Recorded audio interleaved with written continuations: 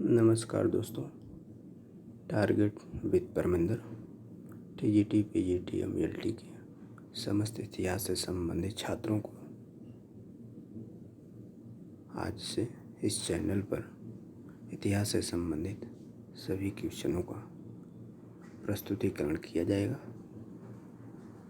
और इस चैनल को सब्सक्राइब कीजिए, लाइक कीजिए। आइए देखते हैं क्वेश्चन नंबर 1 क्या है। बरीद कौन थे? शाही कारखानों में कार्यरत कर्मचारी, दूसरा शाही अंगरक्षक, तीसरा लोक लेखा परीक्षक, चौथा गुप्तचर अधिकारी। तो इसमें ऑप्शन होगा बरीद कौन थे? एक गुप्तचर अधिकारी थे। कौन थे? गुप्तचर अधिकारी। बरीद सूचना एवं गुप्तचर विभाग का महत्वपूर्ण पदाधिकारी होता था। साम्राज्य में सभी विभागों में घटित होने वाली घटनाओं की जानकारी सीधे सुल्तान को देता था। कौन? बरीद। साम्राज्य में डाक चौकियों का प्रबंध भी यही करता था। दूसरा क्वेश्चन, अलाउद्दीन खिलजी के विषय में क्या सत्य नहीं है? भू राजस्व की वृद्धि, दूसरा गुप्तचर प्रणाली का गठन, तीसरा मद्य निषेध, चौथा सैन्याधिकारियों को जागीरें प्रदान करना। तो इसमें डी ऑप्शन नहीं है, इसलिए कि डी ऑप्शन सैन्याधिकारियों को जागीरें वह प्रदान नहीं करता, अपितु वह सैन्याधिकारियों को नकद पेमेंट करता था, नकद वेतन देता था। और बाकी साम्राज्य में भू राजस्व की वृद्धि भी किया था, मद्य निषेध भी किया था, गुप्तचर प्रणाली का गठन भी किया था अलाउद्दीन खिलजी ने। तीसरा क्वेश्चन, निम्नलिखित में से किस हड़प्पाई स्थल से ऊँट की अस्थियाँ मिली हैं? कालीबंगा, हड़प्पा, लोथल, मोहनजोदड़ो। तो यहाँ कालीबंगा से ऊँट की अस्थियाँ मिली हैं। कालीबंगा राजस्थान के गंगानगर जिले में स्थित है। इसकी खोज 1931 में अमलानंद घोष के द्वारा किया गया था। यहाँ से जो साक्ष्य मिले हैं वह निम्नवत हैं: जूते हुए खेत का साक्ष्य, युगल समाधान का साक्ष्य, ऊँट की अस्थियों का साक्ष्य, अग्निकुंड का साक्ष्य, अंत्येष्टि संस्कार की तीनों विधियों का साक्ष्य। वो तीनों विधियाँ कौन कौन है? पूर्ण समाधिकरण, आंशिक समाधिकरण एवं दाह संस्कार के साक्ष्य कहाँ से मिले हैं? कालीबंगा से। और यहाँ के जो मकान निर्मित हुए हैं वह कच्ची ईंटों के बने थे। बाकी जो टीला का निर्माण हुआ था कालीबंगा का, वह अलंकृत ईंटों का उसमें प्रयोग किया गया था। और एक महत्वपूर्ण साक्ष्य जो अन्य स्थलों से नहीं मिला है वो यहाँ से मिला है कि यहाँ से भूकंप के सबसे प्राचीनतम साक्ष्य का भी वर्णन यहाँ हुआ है। तीसरा क्वेश्चन है, चौथा, ऋग्वेद के नदी स्तुति सूक्त से किन दो नदियों के बीच वैदिक नदी सरस्वती की स्थिति का बोध होता है? गंगा एवं यमुना, बी यमुना एवं शतुद्री, सी शतुद्री एवं अस्किनी, डी अस्किनी एवं पितस्ता। तो इसमें ऑप्शन होगा यमुना एवं शतुद्री। यमुना एवं शतुद्री। ऋग्वेद के नदी स्तुति सूक्तों में यमुना एवं शतुद्री नदियों के बीच वैदिक नदी सरस्वती की आधुनिक नाम घग्गर था, जिसकी गणना उस समय की प्रमुख नदियों में से की जाती है। इस प्रकार यमुना एवं शतुद्री नदियों के बीच की स्थिति को सरस्वती का बोध किया जाता है। 5वां क्वेश्चन है, महाजल प्लावन की कथा। महाजल प्लावन की कथा जिसमें देवी मत्स्य द्वारा मनु की रक्षा करने का विवरण है, किस ग्रंथ में उपलब्ध है? ऋग्वेद, वाजस्नेयी संहिता, सी शतपथ ब्राह्मण, डी ऐत्रेय ब्राह्मण। तो इसमें जो है महाजल प्लावन की कथा शतपथ ब्राह्मण में वर्णित है। और शतपथ ब्राह्मण यजुर्वेद का ब्राह्मण है। और यजुर्वेद एक कर्मकांडी वेद है। इसमें विभिन्न यज्ञों से संबंधित अनुष्ठान विधियों का उल्लेख या वर्णन किया गया है।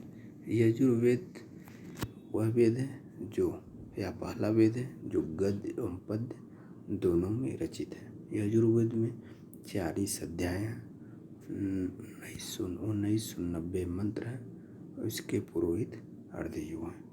यजुर्वेद को 2 शाखाओं में बांटा गया है या विभाजित किया गया है। पहला शुक्ल यजुर्वेद और दूसरा कृष्ण यजुर्वेद। पहले हम शुक्ल यजुर्वेद की चर्चा करते हैं। शुक्ल यजुर्वेद को वाजस्नेयी संहिता भी कहा जाता है। शुक्ल यजुर्वेद का ब्राह्मण ग्रंथ वह शतपथ ब्राह्मण है और यह शतपथ ब्राह्मण सबसे प्राचीन तथा सबसे बड़ा ब्राह्मण है।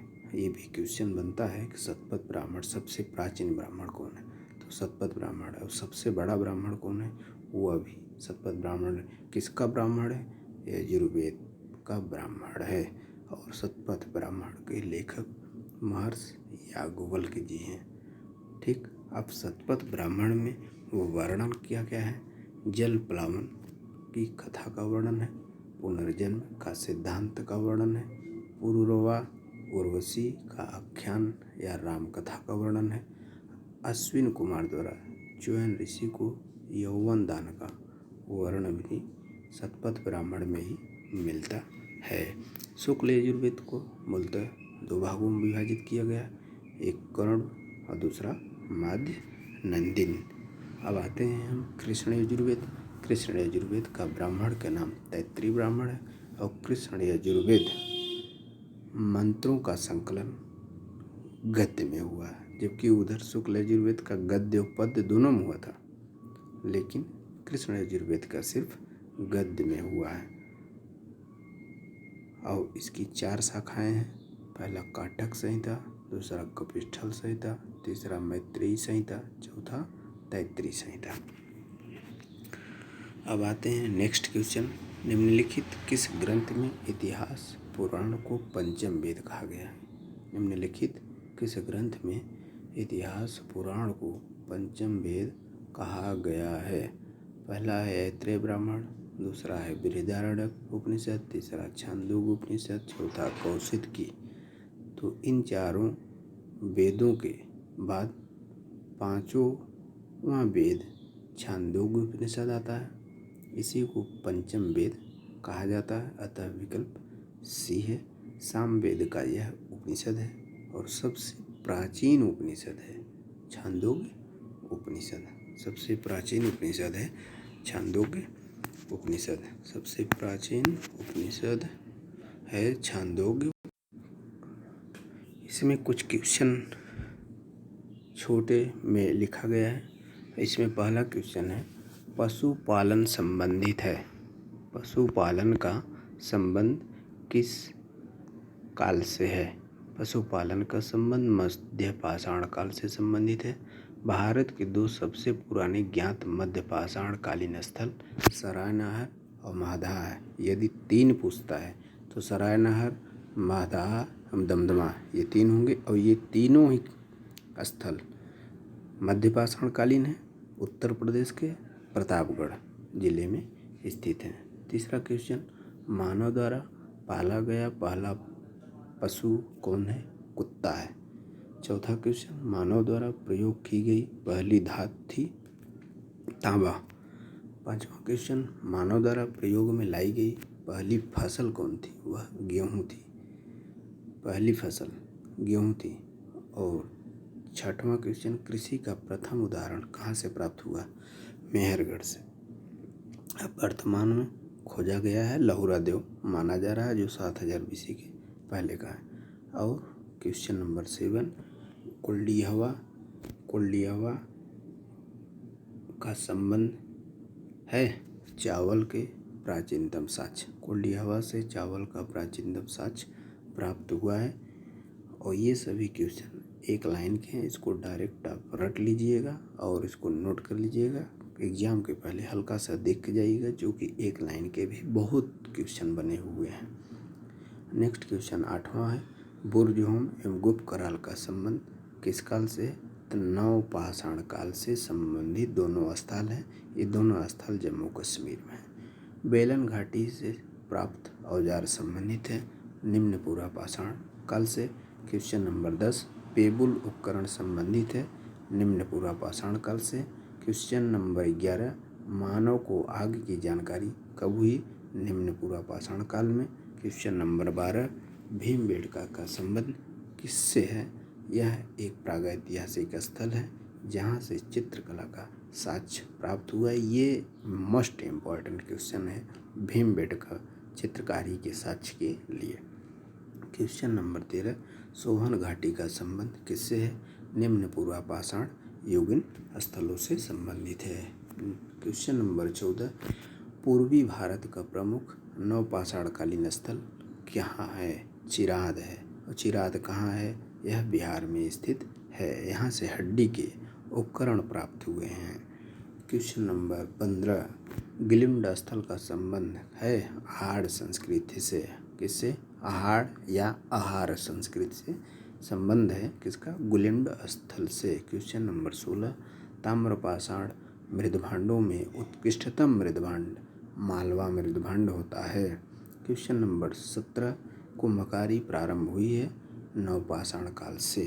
अगर पूछा जाता है कुंभकारी का प्रारंभ या कुंभकारी कब से किया जा रहा है तो वह नवपाषाण काल से किया जा रहा है। क्वेश्चन नंबर 18, बड़ी संख्या में दफनाए गए बच्चों के समाधान प्राप्त हुए हैं या प्राप्त होते हैं कहाँ से? जोरवे संस्कृति से। जोरवे संस्कृति एक ऐसी संस्कृति है वहाँ बड़ी संख्या में बच्चों को एक साथ दफनाने का साक्ष्य मिला है। क्वेश्चन नंबर 19, दैमाबाद का संबंध किससे है? दैमाबाद दक्षिण भारत में है। यह ताम्रपाषाणकालीन स्थल से संबंधित है। यहीं अरिकामेडु स्थित है। क्वेश्चन नंबर 20, इनाम गांव ताम्रपाषाण युग की एक बड़ी बस्ती थी। इसका संबंध किससे है? जोरवे संस्कृति से। मित्रों, आज का क्वेश्चन यहीं तक लिया गया है। अब नेक्स्ट सेशन में आपको इससे अच्छे अच्छे क्वेश्चनों का संकलन किया जाएगा। हाँ, रिक्वेस्ट यही है कि आप लोग एक कॉपी ले के पेन ले के बैठिए और उसको अपना नोट डाउन करिए ताकि परीक्षा पीरियड में आपको रिवीजन करने में आसानी हो। अच्छा लगे तो लाइक कीजिए, सब्सक्राइब कर लीजिए। Thank you very much.